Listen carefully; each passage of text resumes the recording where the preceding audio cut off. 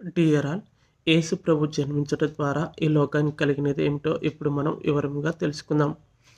యేసు ప్రభు జన్మించట ద్వారా అభయం వచ్చింది, అనగా భయం పోయింది, ధైర్యం వచ్చింది. లూకాసు వార్త 2వ అధ్యాయం 10వ వచనం. ఎవరు భయపడరు వివరంగా ఇప్పుడు మనం తెలుసుకుందాం.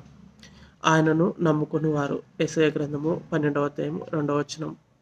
ప్రభునందు విశ్వాసం ఉంచువారు. 1 తిమోతికి రాసిన పత్రిక 3వ అధ్యాయం 13వ వచనం.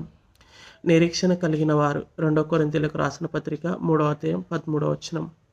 పాపములు క్షమింపబడిన వారు. మత్తయి సువార్త 9వ అధ్యాయం 2వ వచనం. నీతిమంతులు భయపడరు. సామెతల గ్రంథం 28వ అధ్యాయం 1వ వచనం. ప్రభు యందు భయభక్తులు కలిగిన వారు. సామెతల గ్రంథం 14వ అధ్యాయం 26వ వచనం. ఆయన కొరకు కనిపెట్టువారు. కీర్తనల గ్రంథం 31వ అధ్యాయం 24వ వచనం. భక్తి జీవితం కలిగిన వారు. యోబు గ్రంథం 4వ అధ్యాయం 6వ వచనం.